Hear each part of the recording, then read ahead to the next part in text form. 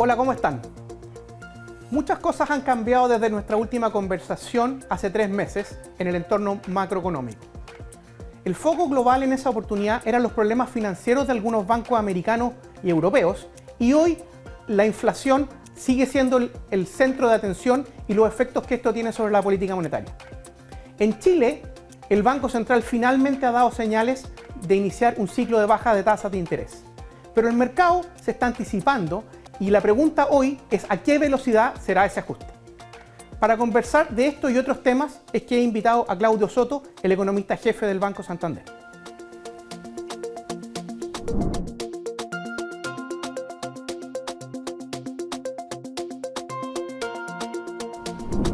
Ya estamos con Claudio Soto, el economista jefe del Banco Santander. Claudio, muchas gracias por estar con nosotros. Hola Jorge, un gusto. Oye, en nuestra última conversación de hace 3 meses, todavía estaban los efectos de las tensiones en el mercado financiero a propósito de la caída de Silicon Valley y de todo lo que pasó con Credit Suisse. ¿Cómo ha cambiado el panorama internacional en los últimos 3 meses? A ver, yo diría 2 cosas. Primero que nada, respecto de los temas financieros, se ha disminuido bastante la volatilidad, las autoridades reaccionaron rápido.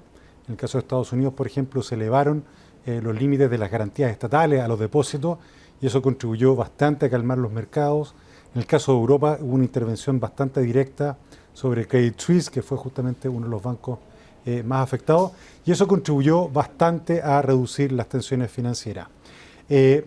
Otro tema que ha pasado durante estos 3 meses es la inflación. La inflación en el mundo ha seguido siendo una gran preocupación. Más allá de la inflación total que miramos todos, está el tema de la inflación subyacente, que ha sido la gran preocupación de los bancos centrales. La inflación subyacente, cuando uno excluye los ítems volátiles, sigue alta y en algunos países incluso ha subido, como el caso de Reino Unido. Yo diría que el foco ha migrado desde la preocupación por la estabilidad financiera, que era lo que conversábamos hace un par de meses atrás, a una nueva preocupación por esta inflación que persistentemente se mantiene alta. Ahora, pero en Chile el panorama ha sido distinto, porque la inflación ha seguido convergiendo y ahora ya el Banco Central dijo que va a bajar. No sé si va a bajar 50, va a bajar 100, lo vamos a conversar, pero claramente en la última reunión ya voto dividido, 3-2. ¿Eso ya es distinto para Chile? Sí, hay, yo diría, 2 grandes diferencias con respecto a Chile. Lo primero es que la actividad económica está bastante más castigada. Estados Unidos, por ejemplo, ha sorprendido al alza. Europa es verdad que estuvo en recesión, ha estado en recesión, pero muestra cifras un poco más robustas de crecimiento.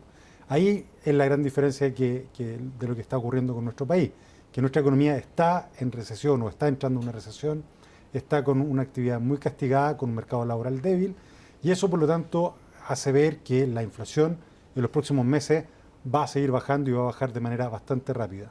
Y la segunda diferencia, creo yo, es que el nivel de las tasas de interés en Chile es mucho más alta que la de Europa o Estados Unidos. El Banco Central en Chile fue uno de los primeros bancos centrales en moverse, subió de manera muy agresiva la tasa y eso lo dejó en una situación bastante más ventajosa para iniciar el proceso de recorte de tasa, que es el que estamos a puertas de iniciar. Ahora, en ese sentido, ¿estamos un poco tarde? ¿Estás cómodo con que empiecen a bajar ahora? Bueno, yo creo que aquí hay un trade-off para el Banco Central. Está la gestión de riesgo fundamental, es entre manejarse respecto al tema inflacionario, evitar que la reducción de la inflación se pueda revertir eventualmente, que tengamos eventualmente un rebote inflacionario más adelante. Ese es uno de los riesgos. Pero por otro lado está el riesgo de un sobreajuste, que ha surgido bastante en el debate público últimamente. Dado que la economía ya está contrayéndose a un ritmo bastante acelerado, mantener tasas a este nivel hace que se corra el riesgo de una contracción aún más profunda y una recuperación aún más débil el próximo año. Yo creo que estamos ahí. El Banco Central ha dado muchas señales que ya en la reunión de julio van a iniciar el proceso de recorte de tasas y bueno, la velocidad de este recorte va a ser la que haga la diferencia entre profundizar la contracción económica este año o que esta contracción sea algo más suave y que el próximo año podamos estar creciendo nuevamente. Ahora, sobre lo que dices tú de la velocidad del recorte, en el comunicado la discusión fue mantener o bajar, los votos de disidentes fueron bajar 50. ¿Tú piensas que el ritmo va a ser de a 50, dado el nivel en que estamos? Y si se puede acelerar de eso, ¿qué es lo que tenemos que mirar? ¿Cuáles van a ser los datos clave para ver si en algún momento pueden ajustar acelerar el ritmo de baja? A ver, yo creo que la reducción va a ser relativamente agresiva. Tal cual como tuvimos alzas muy agresivas de la tasa, los recortes creo que van a ser bastante agresivos. Lo que va a estar ocurriendo es que en las próximas reuniones que tenga el Banco Central, ellos van a estar viendo, por un lado, cifras de actividad bastante castigadas, con tasas negativas de crecimiento año contra año del IMASEC y una inflación que va a estar reduciéndose a un ritmo bastante acelerado hasta por lo menos octubre o noviembre de este año. Entonces, cuando tenga que estar tomando las decisiones en la reunión de fines de julio, en la reunión de comienzo de septiembre, en la reunión de fines de octubre, ellos van a estar observando cifras tanto de actividad como de inflación bastante castigadas. Y eso creo yo los va a llevar a ser bastante proactivos en los recortes de tasa. Yo creo que vamos a tener un recorte probablemente de 75 puntos base en la reunión de julio y luego recortes de 100 puntos base en cada una de las 3 reuniones siguientes, septiembre, octubre y diciembre. Claro, porque también estamos en la época del año donde quedan menos reuniones, porque no hay reuniones todos los meses. Entonces, si no bajan de velocidades de más de 50, lo que va a pasar es que vamos a llegar a diciembre igual, con la economía desacelerada y habiendo bajado poco la tasa todavía. Bueno, ese es uno de los argumentos que el Banco Central dio al momento de subir rápido la tasa. El argumento era, ahora ya no hay 12 reuniones al año, sino que hay 8 reuniones, por lo tanto, no es de extrañarse que cada reunión los incrementos o los movimientos de tasa puedan ser más agresivos que lo que eran en el pasado. Eso por una parte. Y lo otro es que la política monetaria tiene rezagos en actuar. Las cosas que se hagan ahora van a tener impacto no durante este año, sino que más bien hacia el próximo año. Entonces, si no se mueve rápido el Banco Central hoy día, se arriesga a que el próximo año tengamos un crecimiento aún más bajo del que se está proyectando. A propósito de eso, una de las cosas que mira mucho el Banco Central son las expectativas de inflación que están en los precios. A mí me ha llamado harto la atención que en lo que está en los precios como que el mercado ya convergió. Las tasas de inflación a largo plazo ya están cerca de 3, incluso las tasas de un año en un año más están cerca de 3. ¿Está el mercado creyendo mucho que el Banco Central va a poder ajustar esto? ¿Cuán relevante es para la decisión de política monetaria esto? ¿Y qué crees que hay detrás? Bueno, yo creo que es muy relevante. O sea, si uno va hacia atrás y ve el IPOM de diciembre del año pasado, uno de los grandes argumentos del tono más hawkish o más duro de la política monetaria era justamente que las expectativas estaban desalineadas de la meta, estaban muy por sobre la meta, y ese era un argumento para mantener un tono muy duro en la comunicación de la política monetaria. Ese argumento ya no existe, porque como tú dices, las expectativas inflacionarias hoy día están prácticamente alineadas con la meta. Distintas mediciones, las mediciones que están en los precios financieros, lo que está en las encuestas, casi todas las mediciones que hay de expectativas inflacionarias a 2 años ya está anclado en el 3%. ¿Por qué ha ocurrido eso? Bueno, yo creo que de alguna manera había que pagar por ver, por decirlo de alguna manera. Una vez que los mercados empezaron a ver que la inflación estaba descendiendo, se fueron convenciendo de que el encuadre macroeconómico iba a permitir que de aquí a un año más ya tuviéramos la inflación en torno a la meta. Ha ayudado mucho, por cierto, el hecho de que los precios de las materias primas hayan retrocedido, en particular el petróleo. Y en el caso particular de nuestro país, la apreciación cambiaria también creo que ha ayudado bastante a que se haya moderado la dinámica inflacionaria. Así que es un elemento muy, muy clave en las decisiones de política y afortunadamente, creo yo, se ha logrado anclar nuevamente las expectativas inflacionarias.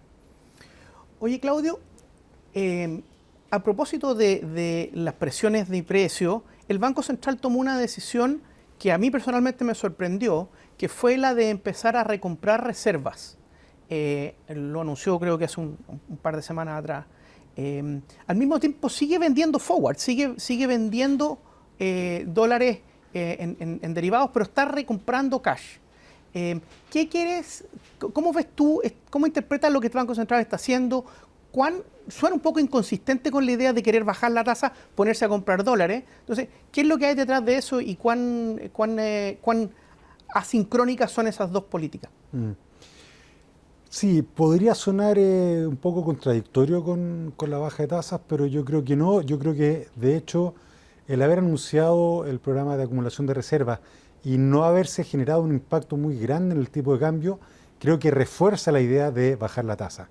Porque una de las grandes preocupaciones, creo yo, para el Banco Central de iniciar los recortes de tasa es que se pueda producir un desorden en el mercado cambiario. Probablemente parte importante de la apreciación que hemos tenido los últimos meses se debe al diferencial de tasas que tenemos con los países principales, los países más desarrollados. El carry trade es muy favorable para Chile y eso ha ayudado. Y ese carry se va a ir reduciendo porque Chile va a estar recortando la tasa seguramente, mientras que Estados Unidos se espera que aún siga subiendo la tasa. Y por lo tanto, creo que hay una genuina preocupación de que ahí se pueda generar algún tipo de ruido en el mercado cambiario. Sin embargo, el hecho de haber implementado este programa de acumulación de reserva y no haber tenido un impacto muy significativo en el tipo de cambio, creo que da bastante garantía de que no se debiese producir un desorden en ese mercado, lo cual da también algo más de tranquilidad respecto del panorama inflacionario. ¿Por qué lo está haciendo el Banco Central? Si uno va un poco más atrás en la historia, aquí ha habido dos momentos de intervención con signos opuestos en los últimos años.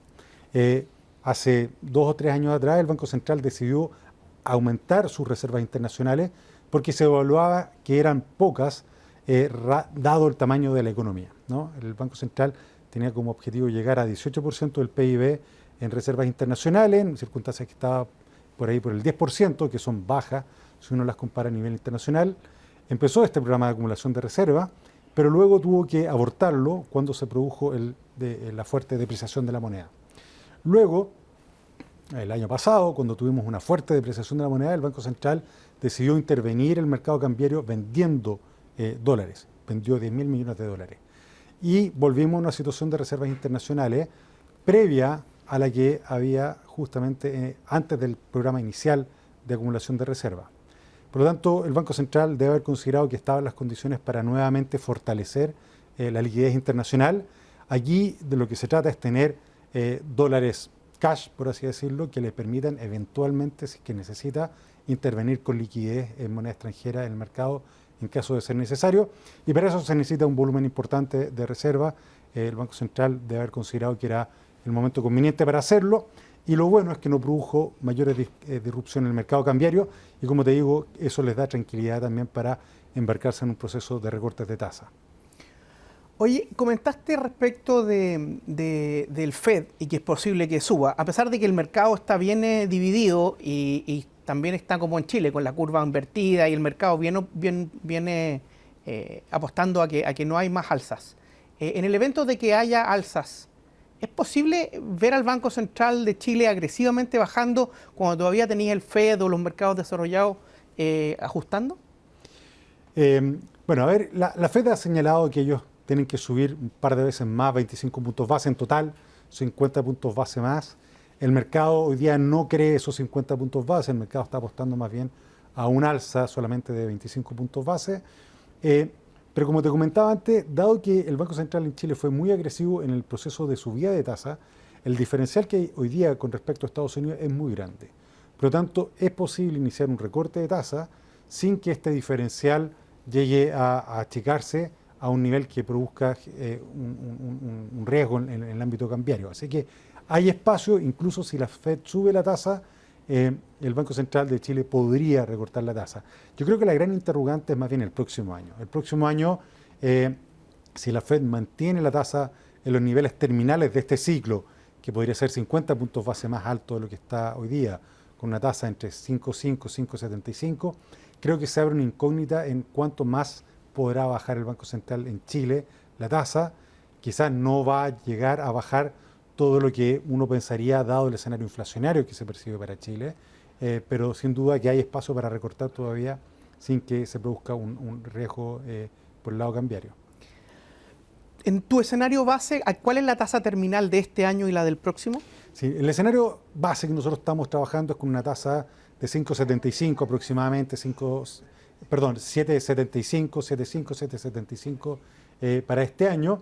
Y el próximo año llegando a la tasa neutral aproximadamente a fines del próximo año, que es una tasa entre 4 y 4,5. Ahora, esa tasa terminal quizás hay algunas dudas respecto de lo que te mencionaba antes. Si la Fed no baja la tasa el próximo año, creo que para el Banco Central va a ser difícil cruzar por debajo del 5%. Ahora, lo más probable es que la Fed sí vaya bajando la tasa el próximo año ha endurecido bastante la política monetaria.